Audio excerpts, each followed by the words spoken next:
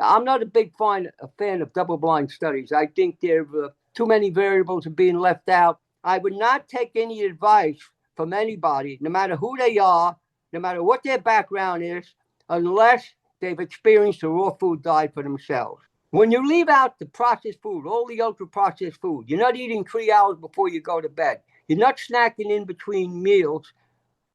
You're pretty good with stress in your life. Yeah, you could not eating a lot of sugar and eat a lot of fat with vegetables. Your body will metabolize that fat much better. So that's why I don't believe in double-blind studies, because double-blind studies are very inaccurate. The body really responds in its biological wisdom in what you leave out. Being healthy or overcoming disease is a comprehensive lifestyle program that's going to help you do it. The food does not do it. What you leave out, and you eat the right food to provide all the nutrients you need, and that's debatable too. Your body is the healer. It's your body that heals you. My life is a living experiment. I want to see how long I could push the package. I'm ready for what happens, whatever it is. I have absolute faith in what Christ did on that cross. That's the way I am. People could laugh and all that type of stuff, but that's the way I am. So there's a lot of people say, oh, you can't live on a raw diet. Well, obviously, that's not true. If you knew, okay, I got to pass this knowledge on. I've read a lot. I've seen a lot. Let's say your grandchildren. What are 3 books you would tell them? Say these 3 books at some point in your life, you got to read these books. You have to read these 3 books. What 3 books would you recommend as the 3 of the most important books you've read in your life to make an impact on who you've become? One of them is Guyton's book on physiology.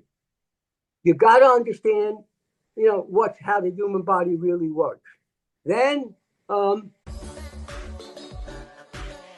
Hello, everybody. Welcome to the Real Life Health Show. I have a wonderful guest today. He's a return guest. He's been on before. He's 95 years old. Next month will be 96 years old. This is Dr. Fred Bisci. Dr. Bisci, welcome to the show. Thank you, Paul. It's always a pleasure to be here.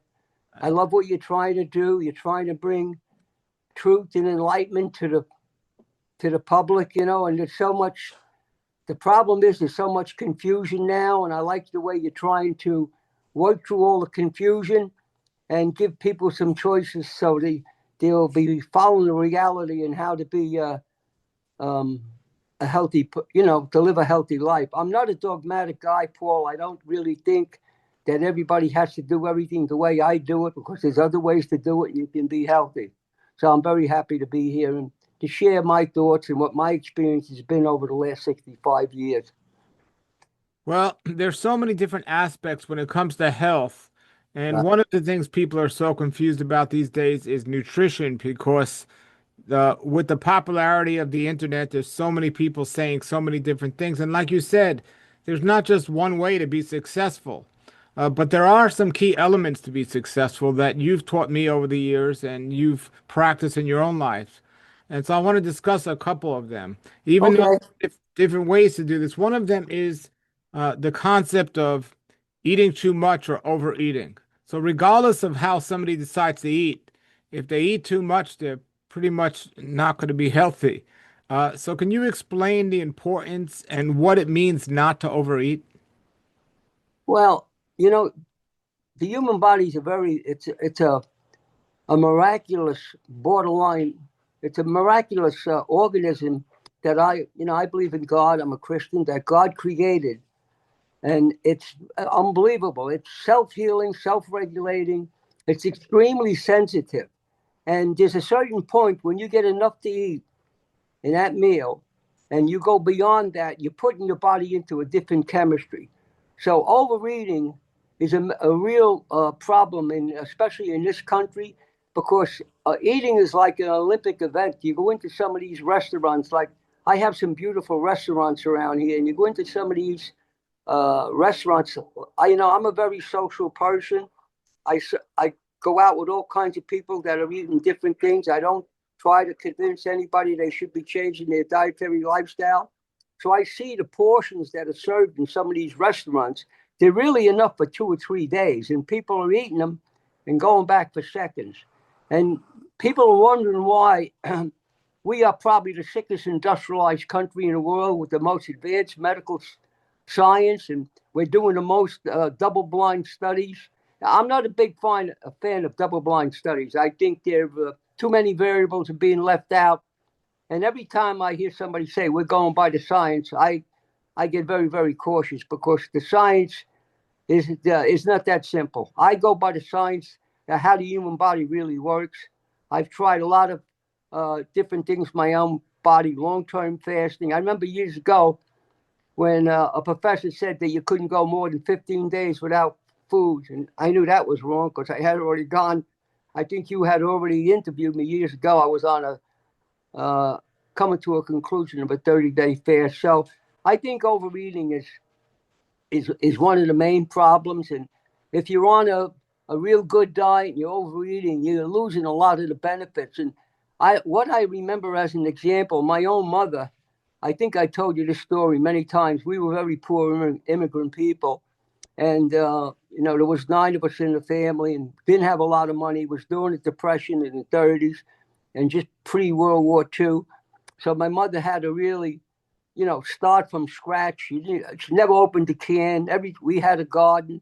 There was a period when we had a little farm. When we first moved to Staten Island. My mother would cook everything from scratch, and she made plenty of uncooked foods too.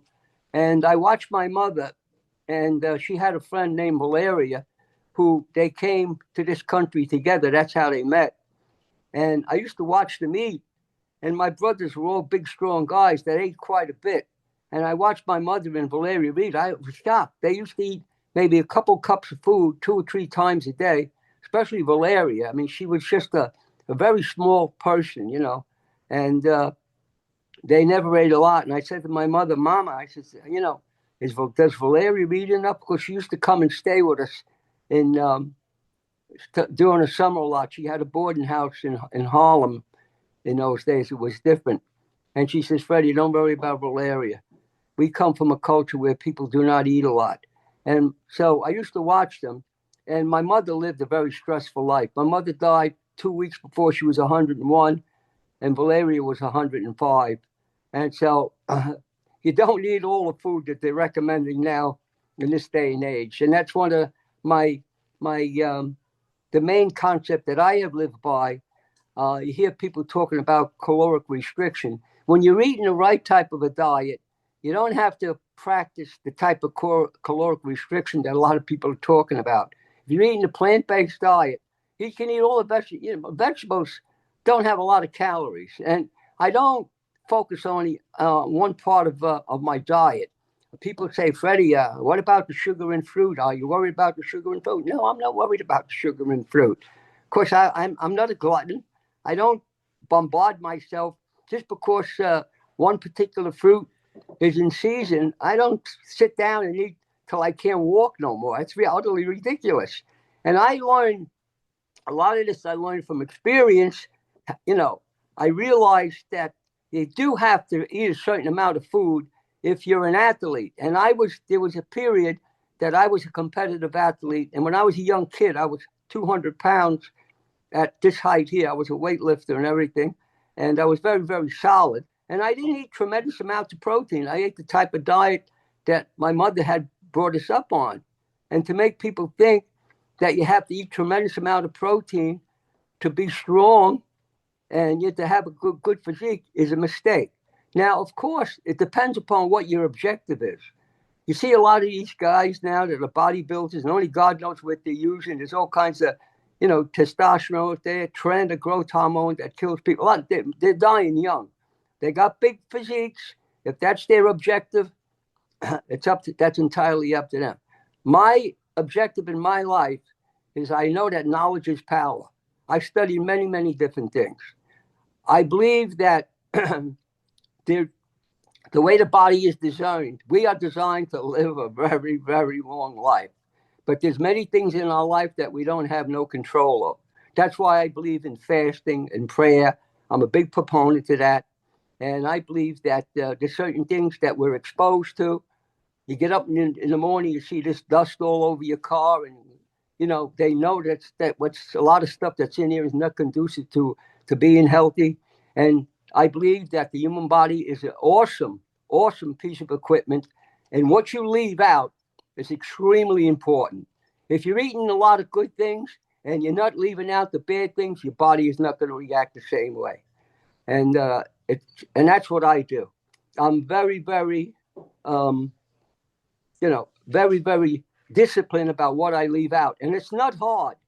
Once you start to leave out these things, the processed food or the ultra processed food that interferes with a healthy physiology, after a while you don't desire them. I'm a very social guy. I go out with people eating all kinds of things.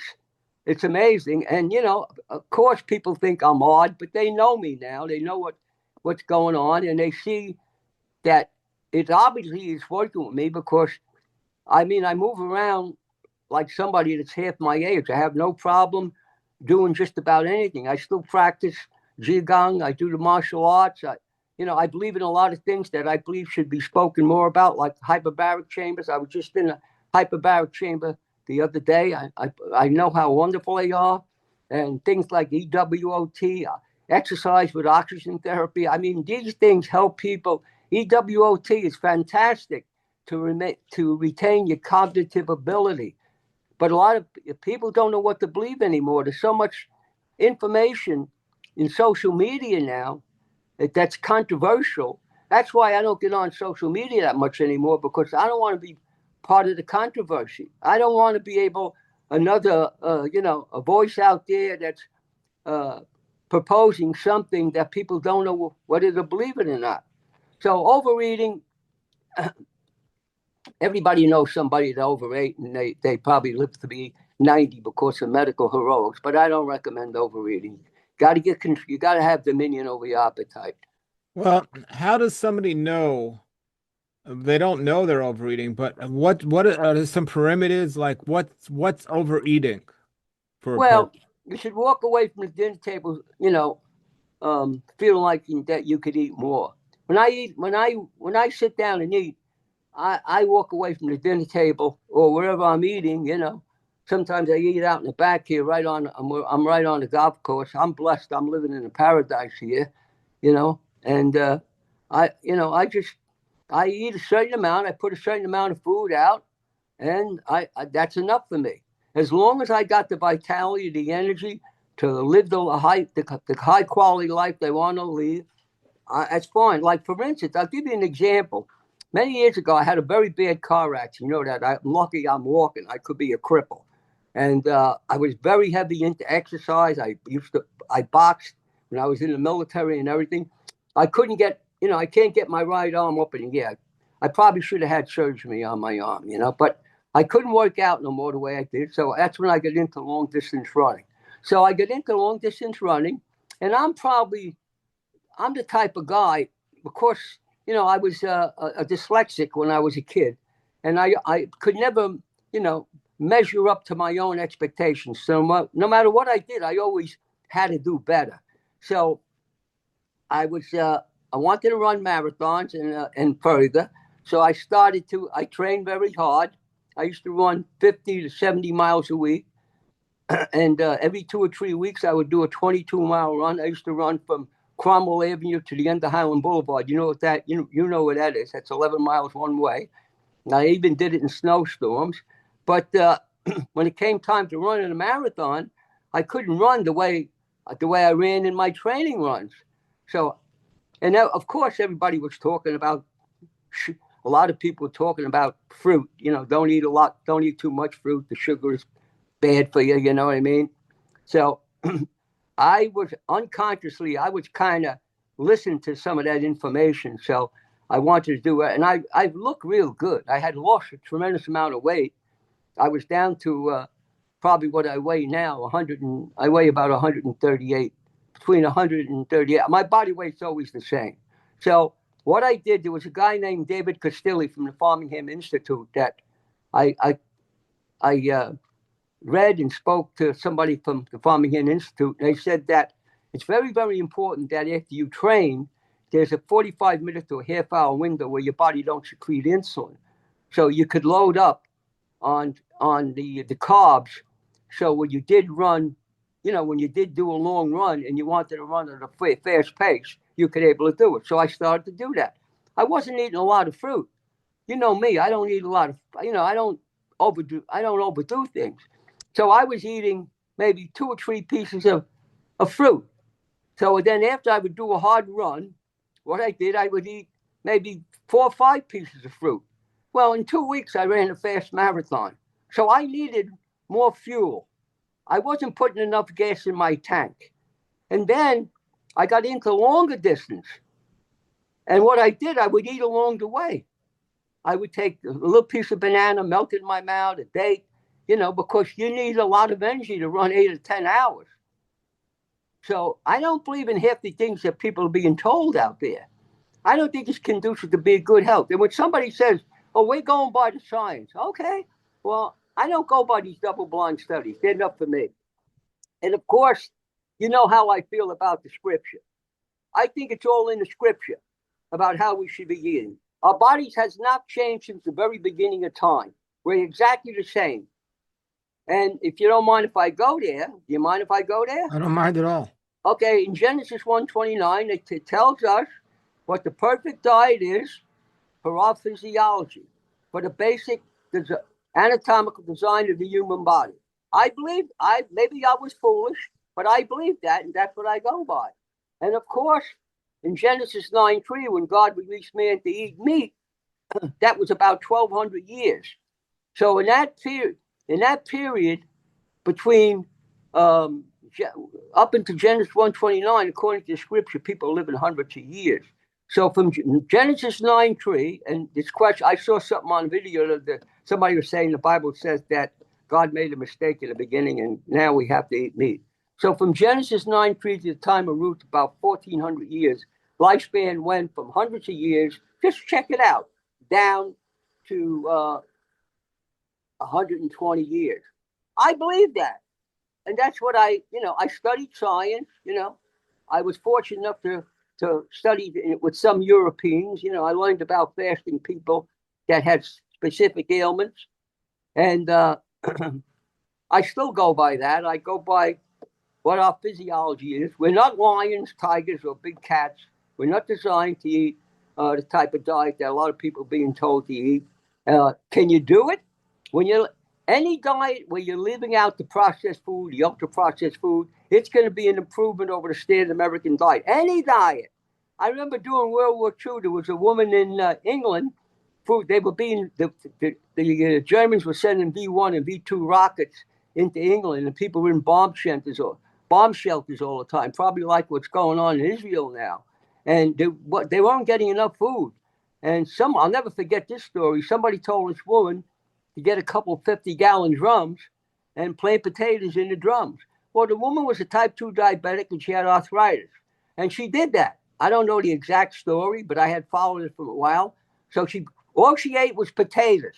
She ate potatoes for almost the whole length of the war. Her diabetes went away. Her arthritis went away. Do I recommend people live on potatoes? No, of course not. I don't recommend how people have to find their own way. So Dr. Bisci, give us an example of your diet, what you eat on the average day now. Well, it consists of fruits, vegetables, nuts, seeds. I don't drink as much juice as I used to. I'm planning to start drinking some juice. I don't overdo anything. I'm going to overdo anything. Like this morning, what I'll probably have is I got a lot. If I could take the camera, oh, goodness. All right, you're fine. I see you. If I could take the camera over into the kitchen, I'll show you what's on my kitchen counter. I'd show you. That's what I eat. It's I usually have 2 meals a day. One fruit meal, and I love salads. I would not encourage anybody to try to live on a diet that was all fruit. I knew one person that did that years ago. I know a lot of people are talking about a fruitarian diet. One person, a very dear friend of mine, a guy that got me actually into natural hygiene, and he was the only guy I ever knew in my whole life that ate nothing but fruit. I know he ate nothing but fruit. And for the first 5 or 6 years, the guy was like a rocket, but he didn't do well. I said, why don't you start eating some salads? I tried to encourage him because I saw that he was starting to look very sunken in his eyes and everything. And he started to get sick, and he thought everything was a detox. A lot of people think everything is a detox. and he ended up dying from tuberculosis. Wow. So, uh, do you measure how many calories you eat on the average No, day? no, Okay. Paul, I'm not a glutton. My wife is sitting in the background. She tells you I don't eat a lot. Do you have an idea how much you eat every day that you could tell people just to give them an example of what you eat? Yeah, well, this morning I'll probably have. I got the loose. I got some small. I got some melons. Or there's some nectarines and peaches. And sometimes when I usually eat. I very rarely eat more than 3 pieces of fruit, and then I'll have a little bit of lettuce with it and some celery. You know what I mean? I always believe to stabilize the sugar. Um, I maybe 45 minutes later, I'll have a small handful of nuts, something like that. Another thing I put into my diet, a lot of people don't. Can you still see me? Yeah, I see you. Yeah, I'm a big fan of MAP. I spoke to you about MAP, master amino acid patterns. It's 99.9% absorbable. It's amino acids. Well, let's try this over. I'm going to ask you about supplements, Fred. So let's try this over, okay? So give us an example, Fred, of what you ate yesterday. What time do you normally get up? Uh, I usually get out of bed about 7 o'clock, but I wake up very, very early, Paul. I'm not a great sleeper. I usually go to bed someplace between 9:30 and 10:30. Then I go to sleep, and because I'm not a great sleeper, I practice box breathing. I do that, and it puts me to sleep. Then I usually wake up. I wake up probably about 4 o'clock, and then I do some more box breathing, and I fall asleep. Or I spend a time in prayer. There's a lot of things that a lot of people that I pray for, and what's going on in the country and things like that. Then I usually get out of bed. Um, okay. And get out of bed, and I get up. I shave. I take a shower, and then I go about my activity. I try to walk up around the lake. There's a beautiful lake here. I walk. There's a deck up here, um, where I like to get out on that All right, deck. so you get up around 7, out of Right. bed around 7. So when do you normally eat your first meal? Uh, I never have it before 11. Most of the time, about 12 o'clock. Okay, so what around 11 or 12 o'clock, what's normally, I know there's different days if you're traveling, but typically what's your first meal usually consist of? It's 90% of the time. It's fruit. Do you eat the fruit alone or do you eat something with it? No, no, I eat the fruit alone. But I always try to have a little bit of a stalk or two of celery and some romaine lettuce with it. How much fruit do you eat at around 11 or 12 o'clock? Depends upon how I feel, but very, very rarely do I eat 4 pieces of fruit. All right, so between 2 and 4 pieces of fruit, you're saying, right? Yep. Okay, so if you're eating 2 pieces of fruit, do you usually have celery with it? Yeah, when I'm finished eating my fruit, eating the fruit, I'll have some celery or some romaine lettuce. Now, do you just like the flavor of that, or why do you have celery and lettuce with your fruit? Because it stabilizes you. It keeps you stable. I don't have to do it on some. I'm so used to do it. I learned about that in Europe. It keeps your blood sugar stable. There's a lot of people who eat 10, 12, 15 pieces of fruit, and the sugar bounces up and down. And what they do is they eat more fruit. So I don't believe in doing that because you're making your body, you know, you're making your body work harder than it has to be. Many years ago, if I could go off on a tangent here, there was a lot of people that espoused to be fruitarians years ago in California, the Beach Boys. I mean, they lived outside, walked around barefooted, ate tremendous amounts of fruit. They didn't live long lives. You know what I mean? So I'm basically interested in, you know, having a good life, not so much living a long life, to be able to be active, vital, and alive, have my full cognitive ability, be able to help people. I'm retired now, I'll be 96 in a month or so.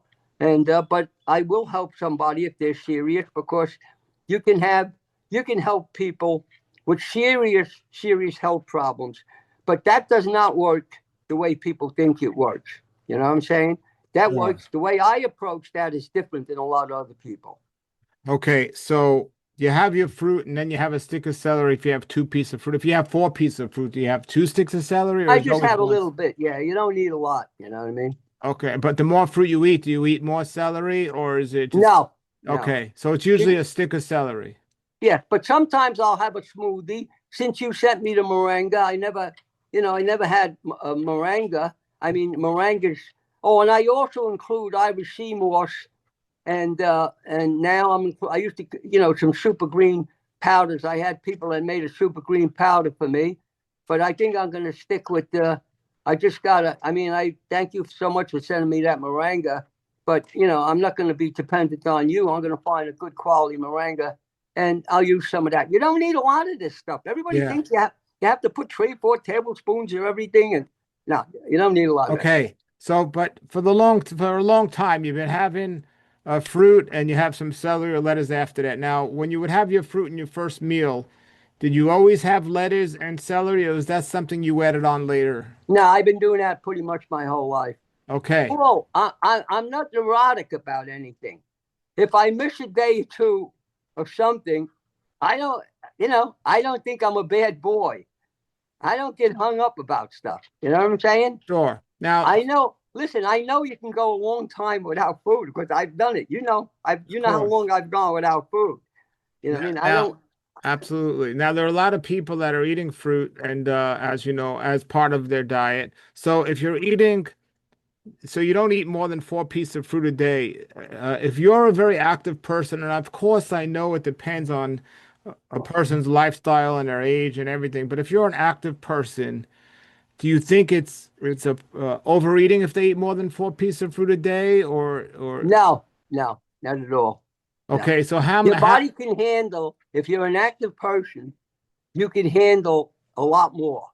You know what I'm saying? can you give me a number wise so I just understand what? Paul, everybody's a biochemical individual. I don't believe the same rules of biochemistry apply to everybody. If somebody's a very active person, listen, I don't look like the Fernese Hercules. I'm a slender guy. If I ate more, if I was worried about myself, how I look, I would eat more. You know what I mean? I work out. I have some kettlebells here. I have uh, I have dumbbells. I use them. I have dumbbells right over here on the floor. I mean, I do all kinds of exercise. I'm not. But is there a number? Like I know you've told me over the years, you said, I don't care who you are, nobody should eat that much. So No, give I us don't. I don't. Even if you're running, listen. I ran marathons and ultra marathons. Okay, and I also at that time though I was drinking more vegetable juice. You know what I mean? Carrots, beets. Beets, of course, the nitric oxide, all those type of things. Of course, a lot of people say, what about the sugar? Uh, I don't think you have anything to worry about. I've seen people that were diabetics that ate enough fruit in their diet. Once they start to get stable, you know what I mean? It's but from it, from an it extreme standpoint, let's say somebody's the extremist fittest person, like doing ultra marathons and everything. Is there a limit or is there no limit to how many pieces of fruit they can have before it becomes something overeating? no, no, they have to determine them for themselves. So long as you're not being a glutton, you know what I mean? If your body weight's staying the same, if you weigh 150 pounds, you're an ultra marathoner. See, a lot of people they eat, some people eat starch-based diets. I mean, I have a dear friend of mine, a tremendous athlete. He just was in the Navy SEAL swim up in Manhattan. It was almost a disaster. This guy's tremendous. He does ultras and everything. He eats a vegan starch-based diet, and he's super healthy. He's never sick. So people have to determine for themselves. I'm not. I'm not the type of person that tells people you got to do everything this way, and And this is what the science says. I don't believe that. Yeah, but when it comes to the amount, is body weight the measure? As long as you're not Yeah, putting usually weight, if you weigh 150 pounds, you're muscular and you're a competitive athlete. If your body weight comes down, then you need more you need more fuel. You need more calories. You know. but what I'm saying is, if let's say somebody eats, whether it's 2 pieces or 20 pieces of fruit, as long as their body weight's stable at the same place, they're not overeating. Would that be an accurate statement? Well, no, that wouldn't be accurate, to be honest Yeah. with you, Paul. Because if a person is not doing anything, and they're 35 years old, and their body weight is staying stable, when that person, if they lead the same life and eat the same amount of food, the excess calories become estrogenic because there's a lot of confusion about testosterone as you age. If you're producing less testosterone, and then you're still producing the same amount of estrogen, that's why a lot of people get belly fat and their pectoral muscles start to hang. So you have to, if people are confused about that, they have to get advice from a knowledgeable person. I would not, especially we're into eating a raw diet.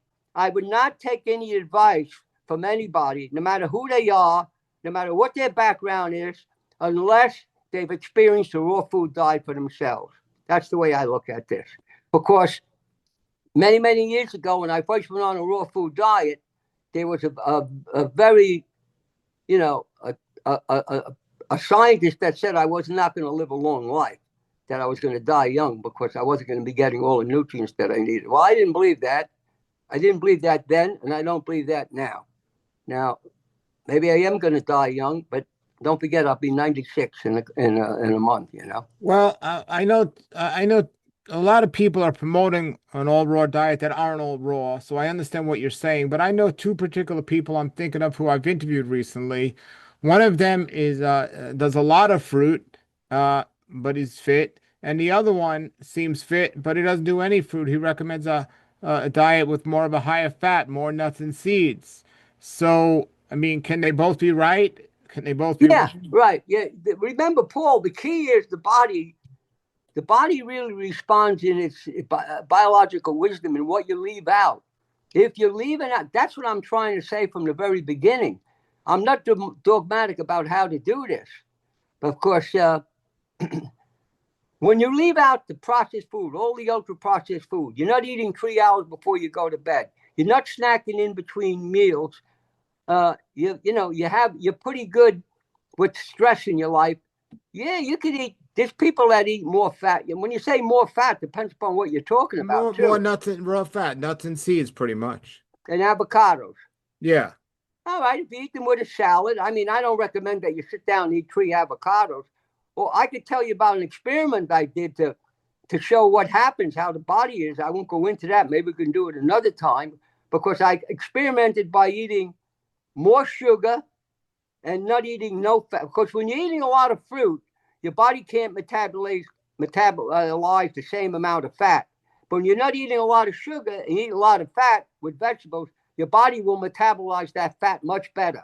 So that's why I don't believe in double-blind studies, because double-blind studies are very inaccurate as far as I'm concerned. Look what happened just a couple of years ago when they were going by the science. What they did, it was a disaster. So I guess where's that balance, Dr. Bisci? Because you got, the fats and the sugar specifically. And if you're doing this raw, then you're not eating starchy vegetables for the most part, cooked Well, vegetables. I eat avocados. I don't. If I'm gonna eat, if I'm gonna eat an avocado, I'll have a big salad, and I'll put the avocado in a salad, and I do use some Moroccan olive oil, very small amount. I'm not worried about that either. I was just listen. I grew up in an Italian immigrant family, and my mother used, you know, olive oil and everything. My mother threw us olive. She rubbed it in our hair, put it on our skins, and everything. It was like, as far as she was concerned, it was medicinal. I was just in Italy. I just come back for 2 weeks in Italy. I was in northern Italy, in the mountains. I saw people that were as old as me going up these hills like there was nothing and riding bikes. And of course, I was in a town, and we were walking through this town, and there was a guy, had to be in his 60s, this guy. He was dancing. He was like a street entertainer. This guy was dancing constantly, all day. He was soaking wet. And this guy, very obvious that he ate like the average Italian person. So on the way back, he called me over.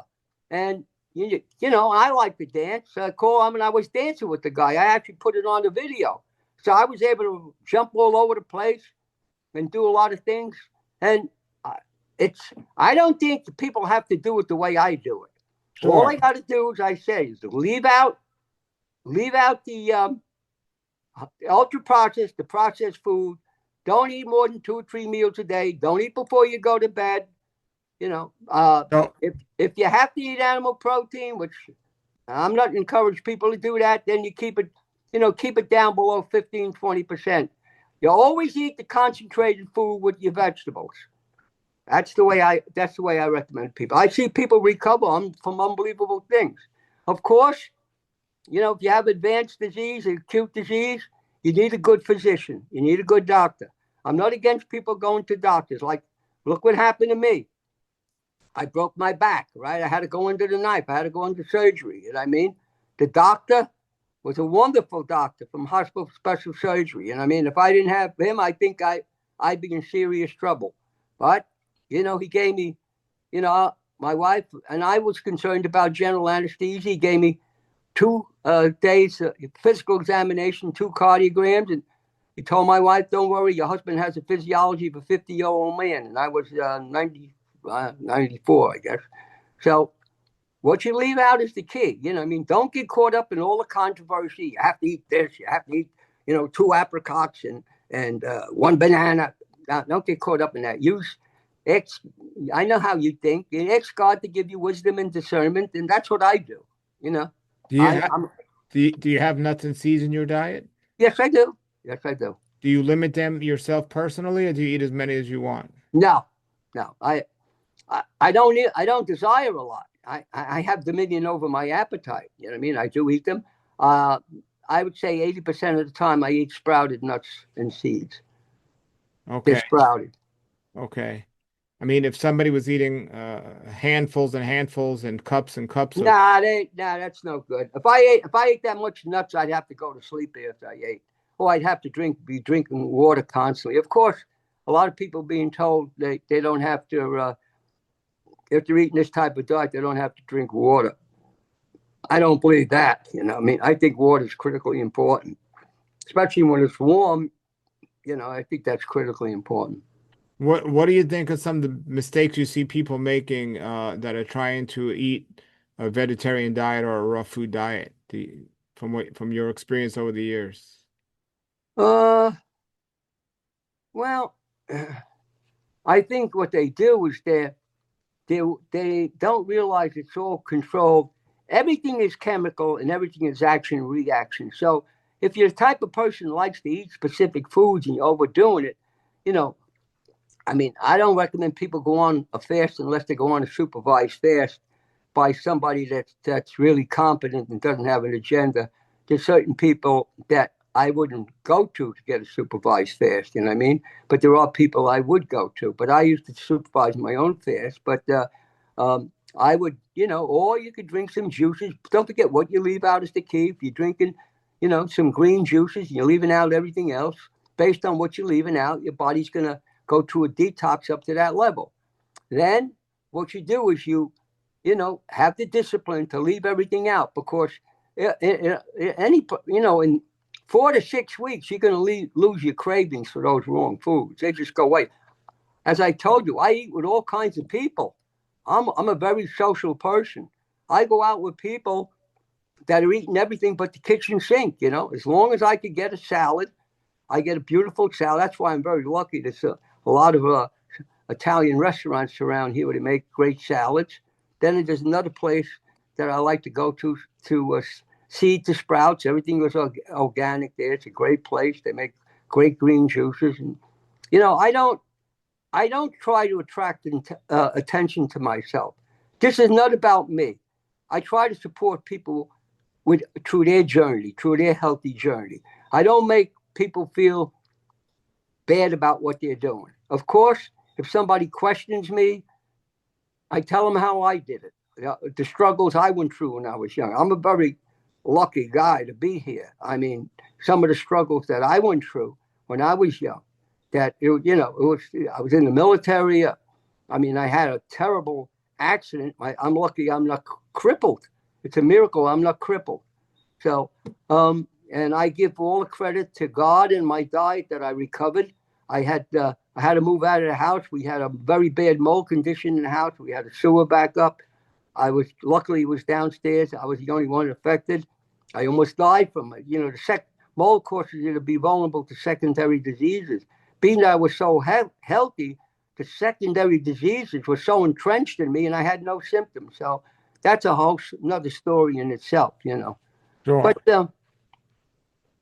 I don't want anybody to be misled. I want to encourage everybody to realize that you are designed to be superbly healthy, that you have to take a look at the biological design of the human body. That determines what we should be eating. Every species of animal on Earth has a species-specific diet. You look at right now I could look out on the golf course right here. There's all kinds of deer out here eating the grass. You put up lamb chops out there, they're not going to eat them. They have because they're instinctual animals. They follow their species-specific diet instinctually. We're cerebral. That's the problem. We think we're smarter than everything. Now, that's not the case. We have a species-specific diet. Of course, when you leave out the processed food, you can play the edges. There's a lot of things that you could eat, and in the beginning, you could be stimulated. You could be, maybe have a big 18, 20-inch arms. But I'm looking at at this in the long run. And this is the most important part of my life, because my life has been a living experiment. You know what I'm saying? This is the most important part of this experiment. I'll be 96 years old, leading a high quality life without no exaggeration or distortion or trying to glamorize anything.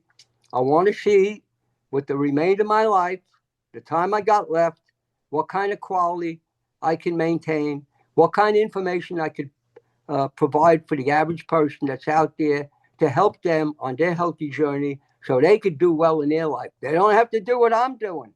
They can just take the information and apply it to their life. But I'm not motivated by anything. I have no money motivation here. You know me, there's a lot of people, I never charge anything. I mean, I did make money by giving people consultation, but I never made a lot of money. Sure. I don't push a lot of products. There is no product that I tell people they could try and I receive a monetary reward. There is none. Absolutely none. Okay. So I have a couple questions for you. Okay. I think the USDA requirements for protein for the person is 1 gram of protein per 2 pounds of body weight, or similar to that. On the internet, the bodybuilders and all the people say 1 gram per pound of body fat, of body weight. So when it comes to protein and a vegan diet or a raw food diet, uh, is there a recommendation that you suggest people make sure they try to get, regardless of the numbers I just gave you, that people should strive for, or should they just eat the raw foods and not think about what? I don't go by those numbers. To me, I think that's utterly ridiculous. Do you think that everybody's out? If I weigh 250 pounds or I weigh 150 pounds, I'm a muscular guy. You think those numbers apply to a 250-pound bodybuilder or a 150-pound guy like me that's in his 90s? Plus, the real dilemma is that a lot of people, as they get older, they lose the ability to absorb their protein and maintain their muscle, because you want to be stronger as you get older. So I think there's a lot of people that putting out the wrong information in the name of science, and they're not absorbing their protein. There's got to be a reason why they're not absorbing and utilizing their protein. So they tell them to increase the amount of protein. They tell them to eat large numbers of protein. I think that's not, if you're not absorbing the amount of protein you're eating, and you triple the amount of protein, you think you're going to force more protein into your body to utilize more protein? No, it's not going to happen. That's why I see a lot of people fail. And if you look at, I don't do that. I don't, as long as I feel strong, I'm a skinny guy. As long as I feel strong, and I'm pretty strong for skinny guy. As long as I feel strong, I'm not looking to deadlift 500-600 pounds like I did in my youth. I'm not looking to do that. But I'm strong. If I have to pick up something heavy and walk up a flight of stairs, if I have to pick up, 60, 70 pounds and walk up a flight of stairs, that's good enough for me. I'm not looking to impress anybody. I'm not looking, I don't. How can you use the same numbers, the same requirements for everybody at different ages, at different periods of your life, living in different climates? Like eating a raw diet in New York in the winter is hard. Your body, your body needs more calories. No two ways about it. If you live in a tropical climate like you are, I think you're living in a perfect climate. And I know what you eat. I think you're on a better diet than me. Because I see you eat a lot of sprouts and everything. I had a guy that used to make microgreens. I used to get them. I should grow them myself. But, it's there's many, many different factors. There are many, many different factors that have to be factored into the equation. There's no one thing that's miraculous. There's no one thing that's going to kill you unless it's extreme, because it's being healthy or overcoming disease is a comprehensive lifestyle program that's going to help you do it. The food does not do it.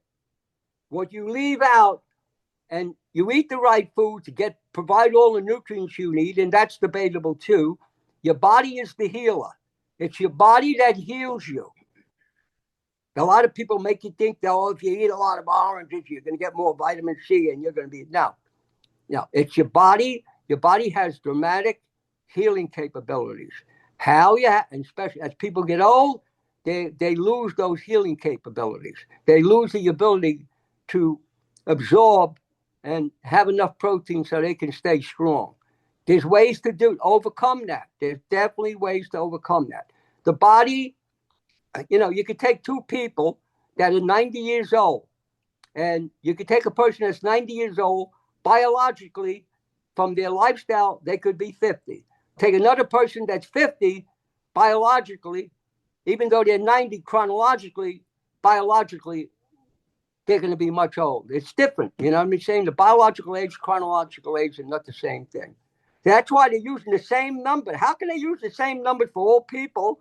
How can they do that? To me, that's a result of double-blind studies, which, listen, there's some double-blind studies that have value, but I don't go by double-blind studies. Not in my life. I never did. And I've worked with thousands of people, and I see who gets better and who don't get better. Not everybody gets better, and a lot of people cannot stick to, a lifestyle change. They want to do it, but they can't do it, and there's ways to help them. There's different ways to help people.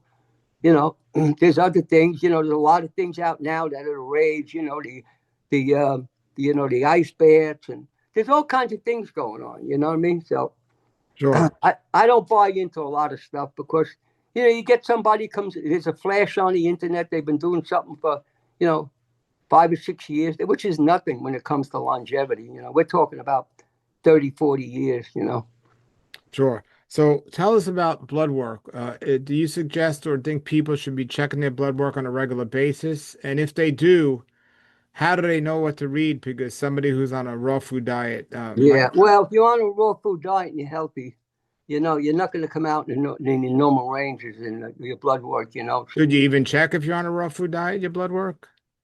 Well, if you become symptom, it's a good idea to get a blood test. If you have a good doctor, there's plenty of good medical doctors out there. I know some real good medical doctors, So getting blood work checked regularly is a. Well, yeah, but you're going to come outside. You could come outside in the lower normal ranges because your diet. If you're not eating certain foods, you haven't eaten in 50, 60 years, you're not going to. The foods that show up in your blood test from that food, you're not going to show up like a guy that's eating that food or a woman that's eating that food on a regular basis. People just, how can you say blood test should be the same when they're eating differently? Well, why? What's the point of getting a blood test in general, in your opinion, for somebody who's eating a raw Well, you food could, diet? there's certain parts of your blood test where you could be going into a danger zone. So you want to be like the HSCRP, the high sensitive C active protein. I think that's a very important test. I mean, if you're in the high range of the HSCRP, that means you got something wrong, even if you're not symptomatic. So there's certain things that's a good idea to go for. You can go for blood. If you don't want to go, don't go. If you feel wonderful, euphoric, and all that type of stuff, there's been years where I skipped going for blood tests. I have a great medical doctor who, I just call him up and I tell him I want to check something, and he gives me a blood test. Your vitamin B12. I mean, the first many years that I was on a raw food diet, I wasn't taking B12 supplements, and my B12 was in the lower normal range. It was in the normal range, so I take I take some B12 now. Well, did you have, when it was in a low range, did you have symptoms, or did your blood work just say it No, was in a low no, range? no.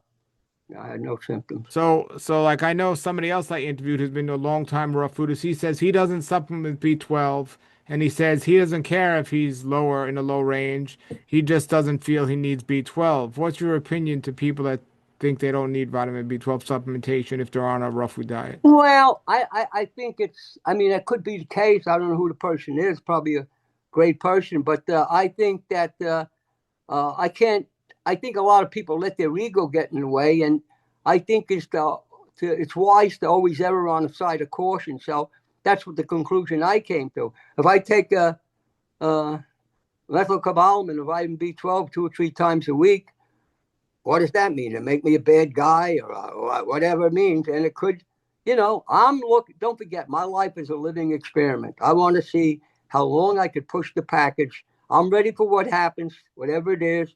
I have absolute faith in what Christ did on that cross. That's the way I am.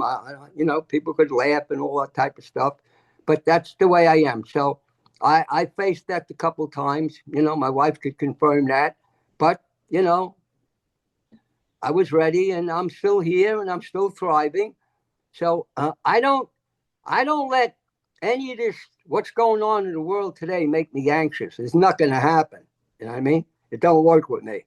And all these, there's a lot of people that are pushing things that I just think it's okay if they want to do it. But remember, what you leave out is the key. If it's not hurting you, and if there is a possibility it could help you, then go ahead and do it. And of course, money's a factor too. Like the hyperbaric chamber. I'm a big fan of a hyperbaric chamber. Or EWOT. I'm a big fan of those things because I've seen what they could do. I mean, if somebody's losing their mind, I mean, you use those things. It's a good possibility it could help you. I'm not recommending anything for anybody. I don't want to get myself into a problem at this point in my life. But, you gotta take advice from somebody that has a scientific background, which is great, but also the practical experience. Are they doing? If somebody advocates something and they're not doing it themselves, I don't know. It's very doubtful. Or somebody advocates you're not doing something and they never did it. I'm very doubtful. There's a lot of people say, "Oh, you can't live on a raw diet." Well, obviously, that's not true. You know what I mean? Sure. How many years have you been on a raw food diet now? Uh, Give or take a few years, 60 years. Wow, wow. Well, I ate a lot of raw foods growing up. Don't forget, we were poor Italian people. So my mother made a lot of raw vegetables. My mother made an antipasto on Sunday that was almost all raw. She threw sardines in there. She threw some hard-boiled eggs in there. And we had a little farm. So my mother pulled everything. My brothers, we were healthy people. I had brothers that were like gorillas. I mean, and, they didn't work.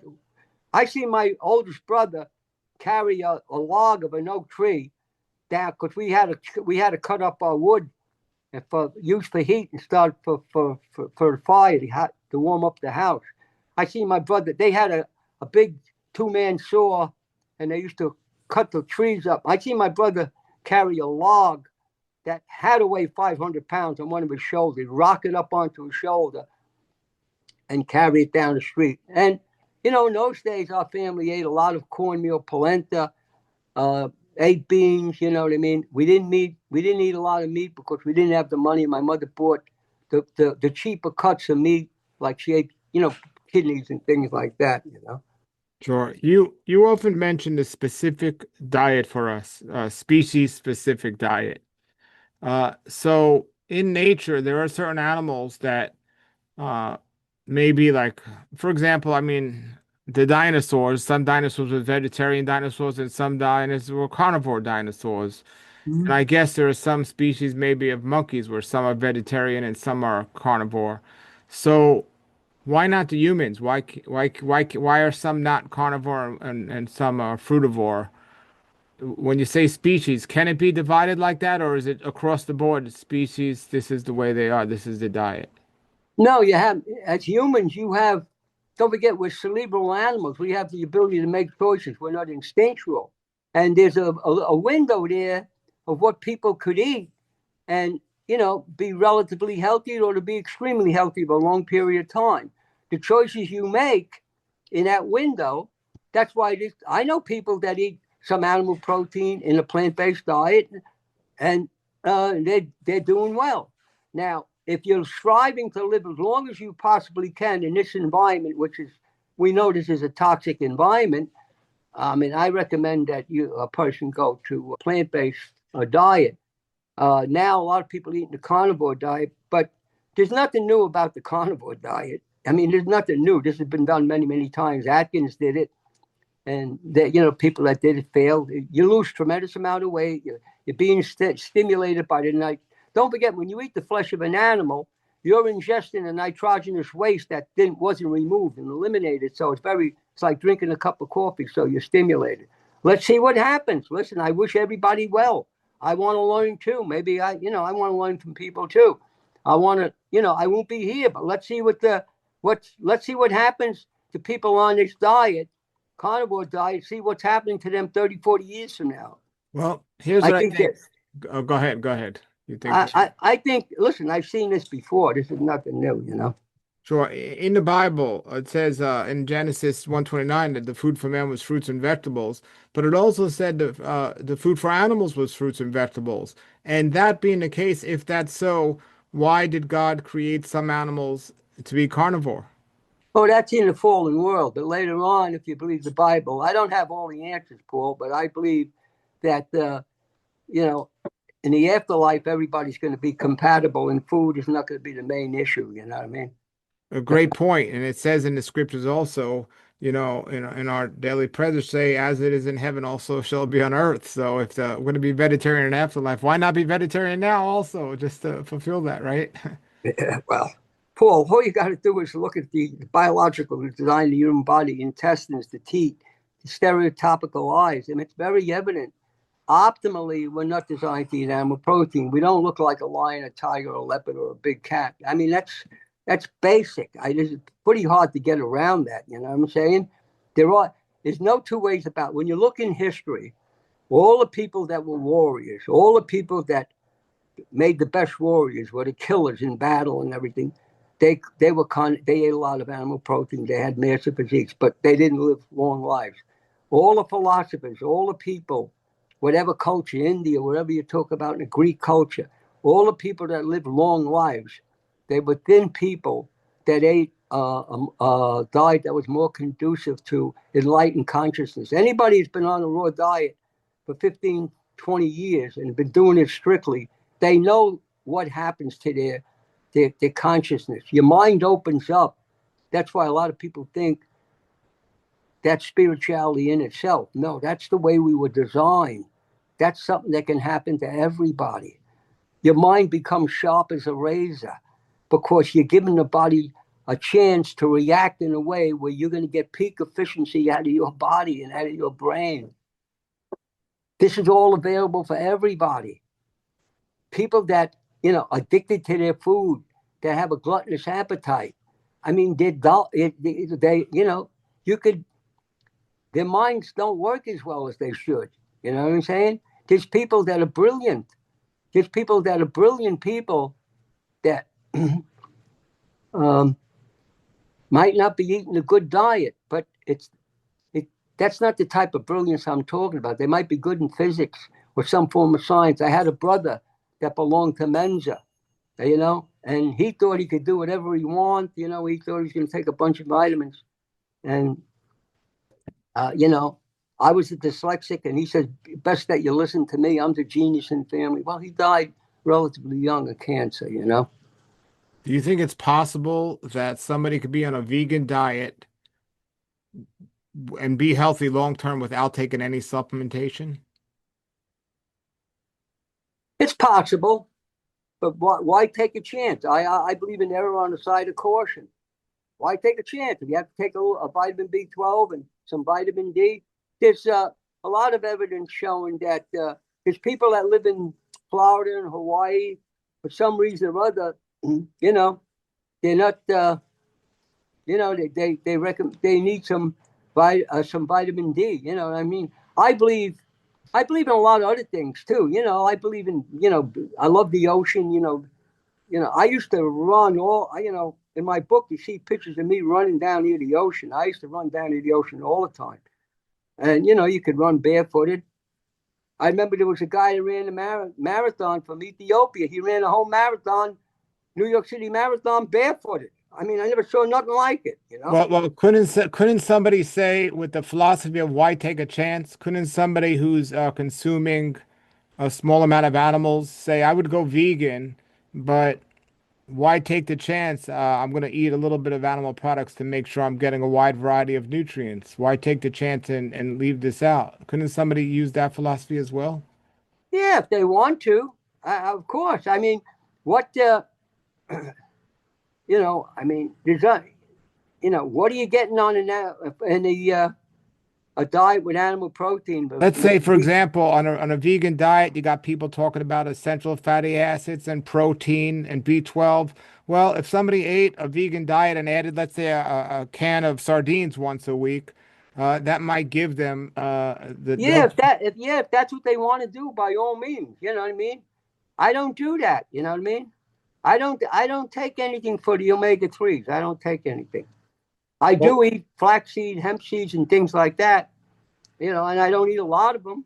So far, I haven't lost my mind yet. You know what I mean? So who knows? Maybe it will happen. Maybe I don't know. but how far do you take that philosophy of why take the chance? Like, why don't you, or why haven't you? Why did you over the years supplement with B12 but not the omegas? Like, why do you use the philosophy for B12 but not use that philosophy for the Well, omega? Paul, it's obvious I didn't think it was necessary. Paul, I'm not. Nobody's going to make me anxious about anything. I go by my own experience. Don't forget, I had my own double-blind study. I've seen thousands of people. I've seen who got better, what works, and what don't work. I'm not dogmatic. I don't tell people that come to see me, I'm retired. I'm retired, but I'm not retarded. I don't tell people that come to see me they have to do one specific thing. When people come to see me, or when I was in practice, I used to meet them where they were at, and I never denied any person help. I tell them, well, unless they didn't want to do anything, you know what I mean? If you didn't want to do anything, then it's no sense coming to see a guy like me. But I'm not a dogmatic guy. I've seen people that had problems, and they ate a plant-based diet. They ate a small amount of grass-fed, clean animal protein, and their numbers came out okay. So Was I'm not going to try to convince everybody they got to do one thing. It's not going to happen. Me, my choice is to follow a vegan diet. I believe that's what's best for us as humans. I believe that, fasting with prayer is dynamic. You know what I'm saying? If you don't feel good, don't eat for a couple of days, make sure. But yeah, I'm very careful because there's a lot of people today, because of the stress in society today, they have all kinds of fear and anxiety.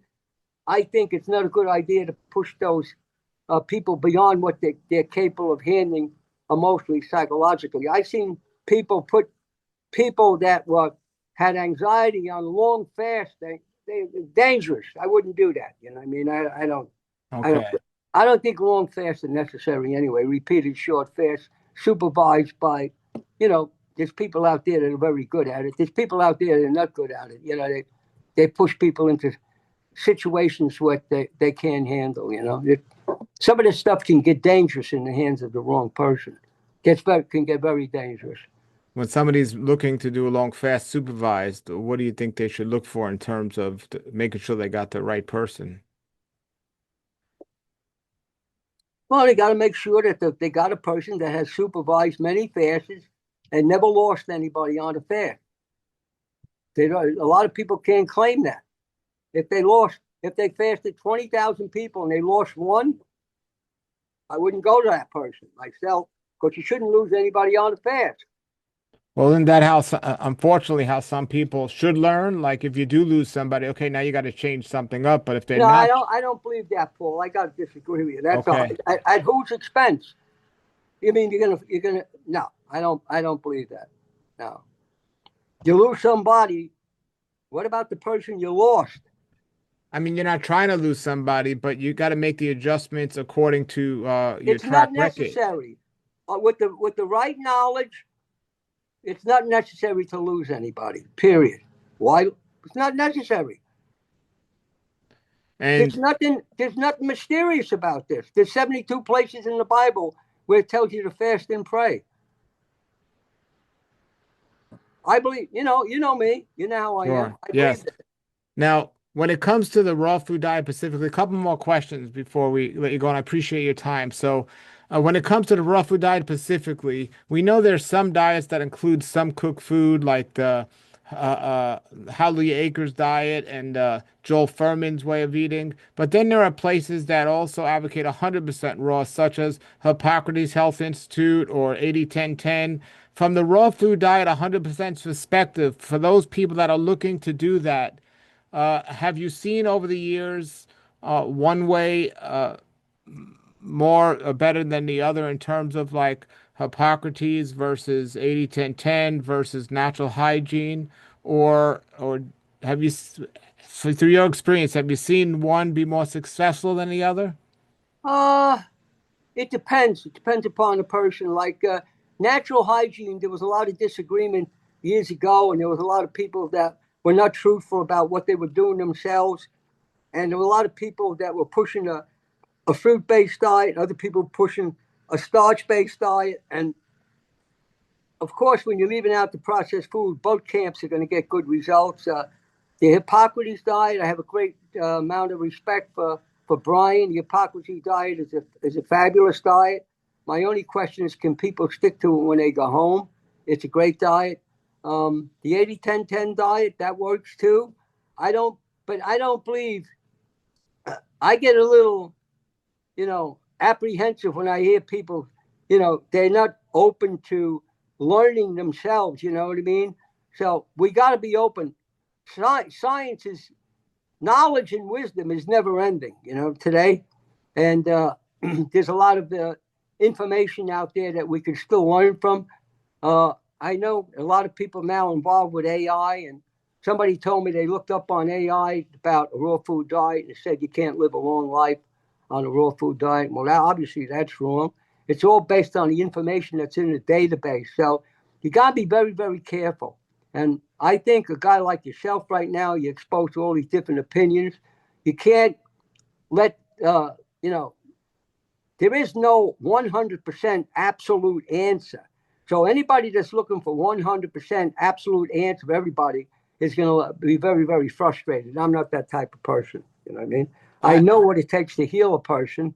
I mean, what happened to me, what I went through, I had a broken back. Things that happened to me, my body healed because I had the faith to stick to what I believe would to be the optimal thing, and it's working. I don't know if I'll be here tomorrow. I think so. I feel good.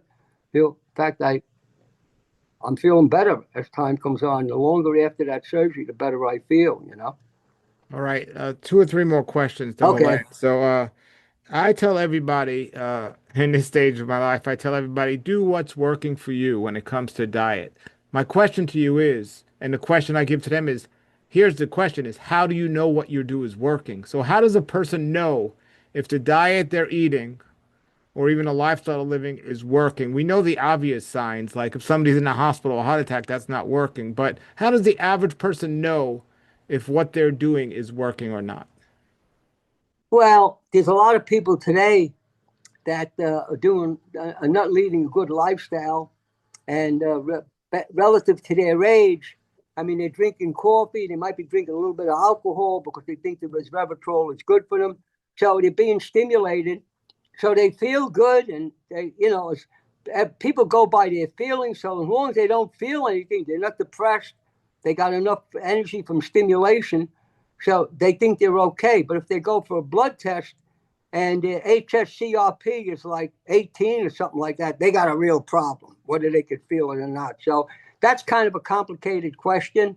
Uh, um, but as you get older, I mean, you'll know pretty quickly if you don't have the energy to get out of bed in the morning. You're losing a tremendous amount of muscle tissue. You can't walk up the stairs. You can't carry. You can't do a farmer's carry with a 5 pound dumbbell in each hand. That's a complicated question. That's not a simple question that one answer will suffice there. You know what I'm saying? So you got to take a good look at. You got to be honest with yourself. You got to go back to the whole picture based on what we're designed to do. Are you eating? Evaluate yourself. Are you eating? If you're eating processed food, there's plenty of people that eating processed food because of the medical heroics in this country. They're getting joint replacement. They're getting stents put in their arteries. They're having valve replacement. They're, getting all kinds of medical treatment that has side effects, but they're functioning. They're walking around. They're going out and play golf. I don't recommend that kind of a life, though. You know what I mean? So if you want, you know, if you want to do all those things, that's their choice. You know what I mean? Now with AI, all this assistance, we're going to be able to do all kinds of things. Now they got all these sophisticated robotic surgeries. Some people make that choice. That's what they want to do. Sure. Okay. Another question is, it seems common people that are on a vegan diet long term or raw food diet long term often suffer from weak bones or osteopenia or osteoporosis. Have you found over the years this is something that's common amongst the vegan community as opposed to the non-vegan community, or have you found no correlation between either?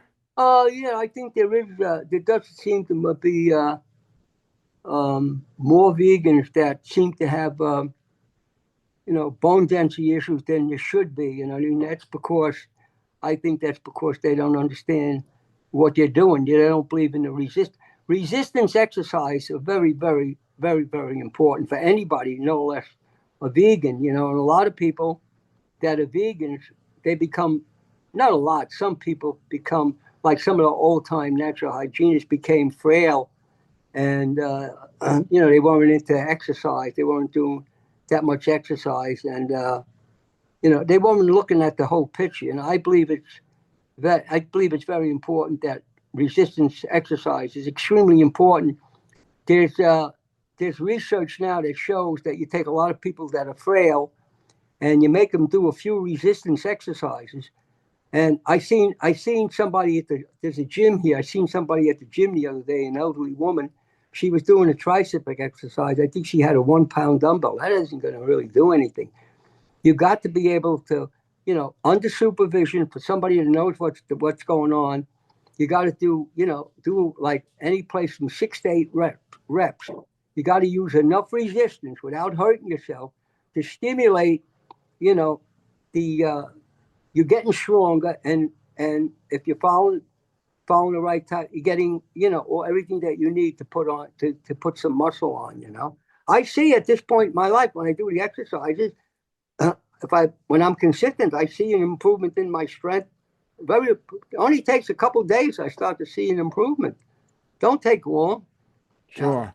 I Yeah, something that you blessed me with as I traveled with you over the world and watched you is how you would light up when you saw somebody who had a rebounder in their house. And I have a rebounder in my house. And I remember you jumping at Jackie and Gideon's house on a rebounder, and you were so happy. From an exercise standpoint, not necessarily a muscle resistance standpoint, but I mean, what's your opinion about rebounding? Do you still Oh, hold it's it? great for your lymphatic system. Your lymph system is extremely, extremely important. It's the garbage disposal system in your body. A lot of people are not taking out the garbage. They're not moving around enough. They're not stimulating the flow of their lymph fluid, so rebound's good, you know, and you could just jump up and down, go out here. I can go out here in the back, get grounded and jump up and down. There's all kinds of, I mean, if we had a full picture, I could show you some exercise that I do, Tai Chi, Qigong, which are unbelievable for your lymph system. You take a look at some of the Asian people, they do these simple exercises. They're amazing. But There's yet a lot everyone of there's a thinks, lot of new push now on the internet for Tai Chi, a big marketing push now. It's becoming like the new yoga. A lot of people are doing Tai Chi. Is there a well, difference between Tai Chi and Qigong, or are they the same? yeah, it's basically there is. If I could step back, can I step back? I'll show you a couple of things that I do. Maybe Yeah, people, you can step back. I wanted to ask you though, what about a jumping rope? Do you think it's too hard on the joints, or do you think it's a great exercise? what? Jumping rope. No, no. For a guy like you that eats your diet, your knees are good, you don't feel nothing. No, jumping rope is a good exercise. What And it's good. if somebody has knee issues, should they stay away No, from? no, they shouldn't jump rope. What about Unless they, rebounding? If they have knee issues, can they rebound? yes, they can. Yes. Okay. Yes. Step back. Show us some of your moves there, and then we'll finish up with our last question. Now remember, he's 96, folks. Well, going to be Did 96 you here. see me? Move the chair. Move the chair. All right. So, okay, so basically, there's all kinds of things you can do. Basically like this. You breathe, right?